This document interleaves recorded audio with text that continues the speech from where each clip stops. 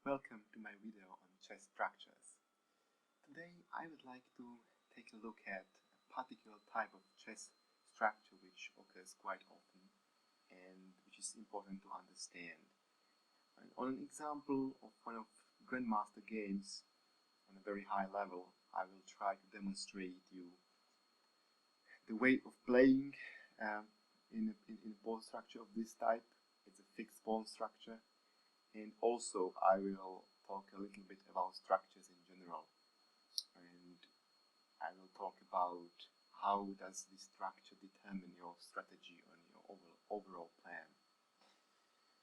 We have here a game between Gennady Kuzmin and Valery Zhuravyov from St. Petersburg 1992, and this was a Caro-Kann defense, which is quite common. Still played today, and it goes like this: e4, c6, d4, d5, and now white has to make a choice. Well, in this position, what's really happening? Let's have a look. What black is aiming for here is he's aiming for a fixed, very rigid pawn structure, and he probably wants play defensively and just wait for his positional chances. He's not going to engage in some tactical encounter. He plans to create a pawn chain on these squares here, and later he plans to push these pawns and attack on the green side. Well, that's most of the time what happens. Well, let's go a little bit further. White takes here, and well, he basically wants to establish a pawn chain here,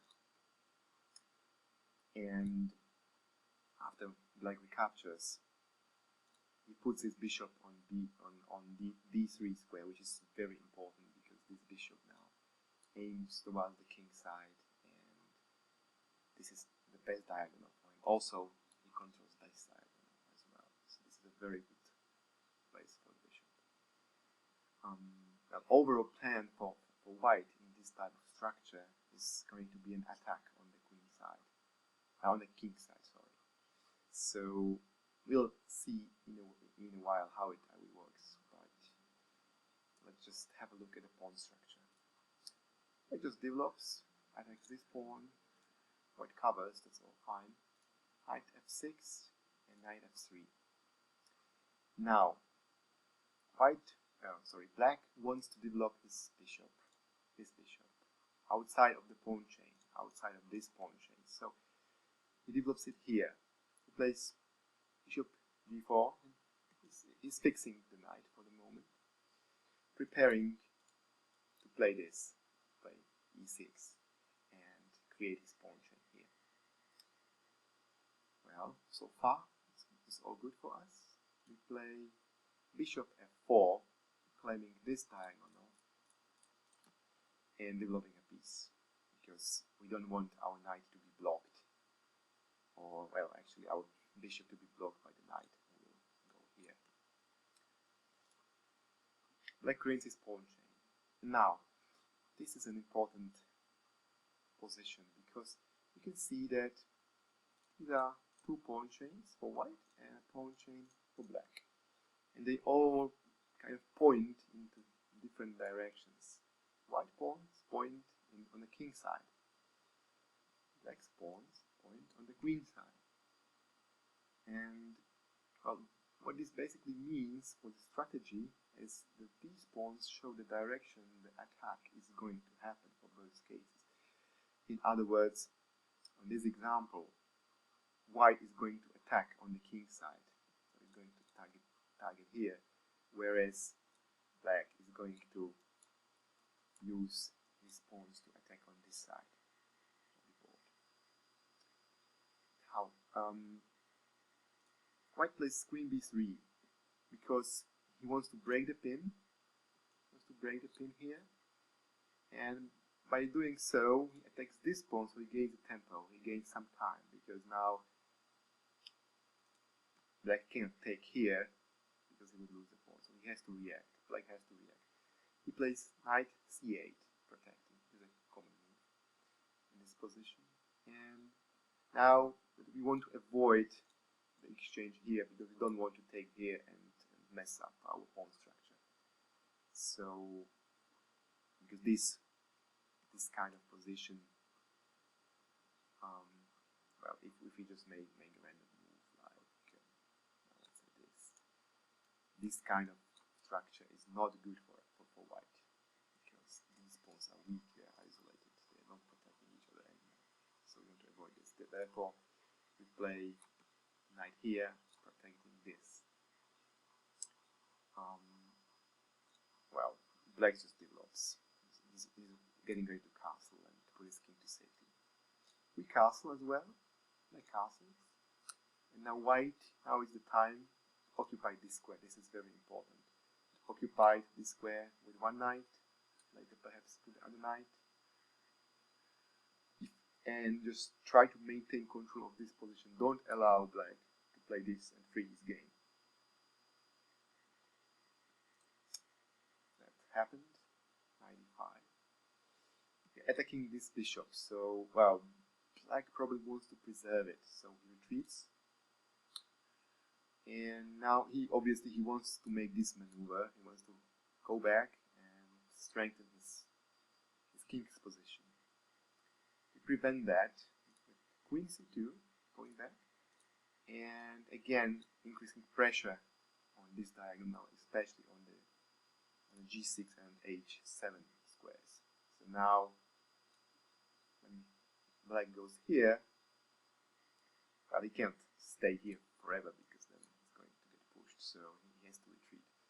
And now we just simply take the bishop, and well, we should be already quite happy here because we got the bishop for knight. He has to recapture. And we also made kind of a semi-open file here, so we will later be able to attack on this file. So, as one of the rules of the attack says, try to open a file against the enemy king. Well, this is kind of semi-open because there's still this pawn here, but even with semi-open file, the attack is going to be easier. We just move the other knight now, and the other knight is going here to occupy the e5 square. Again, they cannot push his pawn further. He moves the queen here. I'm not quite sure what that is for. He's probably trying to make room for his rooks. Put one of his rooks here. But this is a little bit slow. We are moving our queen here because we wanted to be on the queen side. We need our queen in the attack. So we want later the queen to get here after the pawn has moved. So this is a good square for the queen, and besides, a rook is coming here, so one of the rooks is coming here, so we don't want to have our queen here when the rook is here on the same file. Well, black probably tries to push this here because he realizes that he needs some sort of counterplay. He wants to break his center, but we won't allow that. For the moment, we just put the rook here. Serves different purposes. So, for example, after this is moved and this is exchanged, then this file is going to open and it will become very important. So the rook stands very well here. Also, the rook prepares for so-called forklift. Prepares to go via b3 to h3 and help in the attack. So. After these pieces have moved, it will all become clear very soon. Well, now black probably realizes that pushing the pawn is going to be difficult and doesn't bring that much, so he switches plans and now he tries to make a sort of a minority attack. Minority attack means that black is trying to attack with his 2 pawns against the majority of 3 pawns here. The idea is to create a weakness on these squares, here and here, so that well, if black continues, I mean, if white continues with his plan, this black plans to go here and then exchange here, which will create a weak pawn here. And there's not really much white can do about this. He's going to get a weakness in his pawn chain here. So, but he has compensation for that. He has a positional weakness, or he's going to have, because of this type of pawn structure. And because of black is going to create a backward pawn here, which is going to be weak. However, white has compensation in the attack on the king side. So this attack here is going to happen, and it's a question of time. Can white push through black's defenses here, or can black push through here and win this pawn and then take control of this file and maybe penetrate on the second rank? Well, that's the question. Black tries to exchange this bishop. White is happy to do that because this bishop is not so vital. This is the vital bishop. The black bishop we can exchange. Exchange, and now the knight comes in, preparing f4 perhaps, and also making room on the third rank for the rooks, or for the queen as well. Okay, now black carries on with his plan. He tries to attack with his 2 pawns and capture here.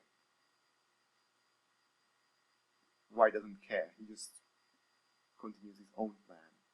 He fixes this square, so now this is very strong. Also, he makes way for the queen here to come over to the king's side. Black continues with his own plan, so now he's putting pressure here, and next move is probably going to be pawn to b4. No matter, white just moves his rook. This is a multi-purpose move again because it's protecting this pawn for the time being, and also ready to switch here or here. b4 comes the minority attack. Now white needs to be fast in this attack, because once this falls, this is going to be a weakness once black can put pressure on this file.